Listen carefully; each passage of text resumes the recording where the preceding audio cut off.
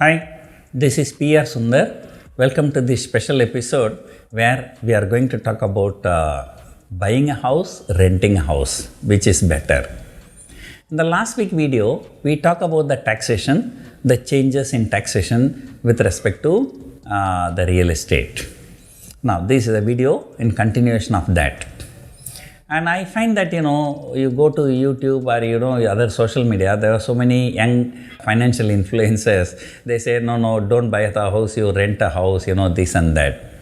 And let me tell you, buying a house or buying an apartment is not a financial decision, it is an emotional decision. There are so many social angles to that. I'll give you one example. And I had one friend, he was a very old man, much older than me. We used to sit and talk, about how bearish will be the real estate, there is no future for real estate, this and that. And suddenly, one day, I heard that he bought an apartment, right? Then I called him, you also talking to me, you said, the real estate will not go up, this and that, I heard suddenly you bought an apartment for 1 crore. So what has happened? Then he said, Sundar, I have one son and he's looking for a girl for marriage, right? And this guy was a manager in a bank, So there was another bank manager, his wife also bank manager. And both of them bank managers, and then they had one daughter. And that girl was a high-flying job, she's working as a team leader in my IT company, very good salary. So I thought if I can get that girl for my son, it will be good. Then I approached them, and then they said, sir, give us the horoscope. And then, I gave them the horoscope. Then after a few days, they said, no, horoscope not matching. Please, we do not want to give the girl. Then this has happened about 5 years before Sundar. But later, through another friend, a common friend, I heard that, horoscope all matching, but we just still said that horoscope not matching because this guy don't even have his own apartment or a house. How can we give the girl, right? Then Sundar, once I heard this, and what I did, whatever my pension money, I kept it in bank. So I break that FD. Then I asked my son also to put some more money. So we bought this apartment for 1 crore. And after hearing this, and now the same people came back and told me, no, we have shown the horoscope to one person. He said it's not matching. Now we check with another person. He says it's okay. Now we are ready to give our girl. I bought the apartment for 1 crore.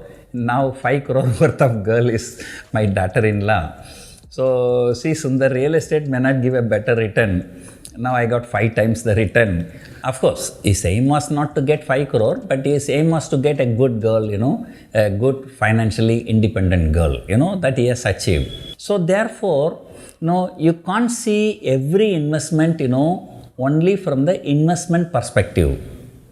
In a society, if you don't have your own house, if you don't have your own apartment, the people will look down on you. And I tell you, no matter what happens, my wife will never live in a rental apartment, right?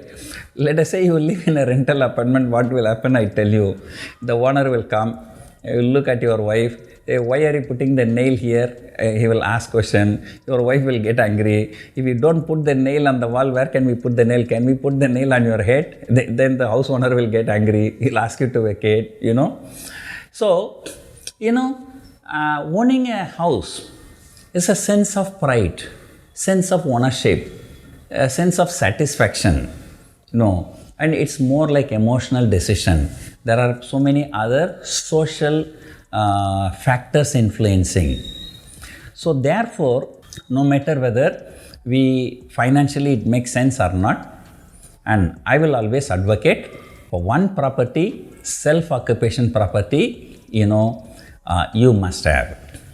Irrespective of financial decision, right or wrong, and forget about it, right? Having your own house, that's much better than living in a rental apartment. But however, if you are on a transferable job, or if you are working in IT, you are expecting to go to US, then then better don't buy.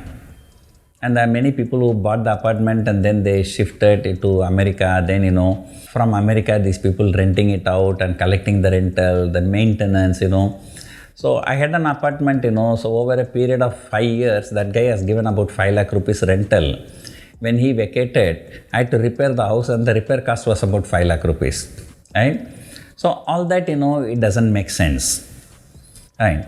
But 100% I can tell you, if you want to buy a second property, don't buy here in India. It does not make sense. Number one, if you buy a second property, whatever interest you are paying, that cannot be shown as an expense. But rental income you have to show as an income, you have to pay tax on that. Right? And the worst thing is that if you buy a bigger apartment, you have to, in addition to the rental, you have to collect GST and have to pay to the government. I think the threshold is 50,000. More than 50,000 in rental, you have to collect GST and you have to file for GST. That's another headache. Then, then the question comes, sir, I have some surplus cash. I'm living in a rental apartment. I have some surplus cash. What is wrong if I buy a second apartment? Why not? I don't know how to invest in stock market. So I prefer to invest in real estate. So if that is your thinking, I will still tell you, instead of investing in a second property in India, look for some other country. Since I'm in Dubai, I can give you the details about Dubai. In Dubai, property prices are quite similar to Indian property prices, means something like Chennai prices only. Although you go and see the Google, the prices may look higher, but I'll tell you the truth. In Chennai, you buy an apartment for 2,000 square foot, you measure inside, that will be only 1,200 or 1,300 square foot only, carpet area. What they say 2,000 is the total area, including your lift, common area and everything. But in Dubai, if you buy an apartment for 2,000 square foot, inside carpet area will be 2,000 square foot. So you take that into consideration, prices are comparable to Chennai only, not very expensive. Number one. Number two, here, if you buy an apartment on a loan, you will end up paying about 8.5 to 9% interest here, whereas in Dubai it's 4 to 4.5%. The interest rate is about half. Then, after paying 8.5 to 9% interest, if you rent it out, your rental return will be only about 2 to 3%. And so effectively, you borrow at the rate of 9%, you get only 2% return. So every year you are paying about 7% from your pocket. Whereas in Dubai, rental yield will be about anywhere from 6 to 10%. Let us take average 8%. So you take a bank loan, you can get a bank loan for 4.5. You rent it out, you can get 7.5, 8%. So on a net basis, you actually get some income, right? So in India, rentals are low, Dubai rentals are high. In India, interest rates are very high, Dubai interest rates are very low. And then, what to say, you are immune to the currency depreciation. You invest the property in India, you pay in Indian rupees. Indian rupee can depreciate, but the Dubai currency will never depreciate against the US dollar. That's because the Dubai currency is pegged with the US dollar, right? And on top of which, there is no capital gain tax. On top of which, stamp duty is only 4%. In Tamil Nadu, in Chennai, stamp duty is 11%. So, you pay 11% stamp duty, after 1 year or 2 years, even if the price appreciates 11%, you are going to get zero return, right? Let us say you bought for 10 lakh rupees, okay? 11 lakh 10,000 you are selling. So that's an actually appreciation of 11%. But that 1 lakh 10,000 you already paid in the stamp duty. So you get zero return. So paying a high stamp duty in India, but in Dubai the stamp duty is only 4%. So there are hell lot of advantages. However, there are some disadvantages also. That means how will you sit here and manage a property in Dubai? So at least, if 4 or 5 of your friends come together, they buy 4 or 5 properties, then, you can, one of your friends or relatives in Dubai, they can manage, or you can leave it to some property management companies also, right? So there are like in Dubai, there's something called hotel apartment. They construct a hotel. In that they have apartments. They sell it to the people. Now you don't want to stay in that apartment. You want to rent it out. You can give it to the hotel. So they will run it as a hotel room, and they will pay you the rental income. Right? And there is no capital gain tax also in Dubai. And you can transfer up 2.5 lakh US dollar.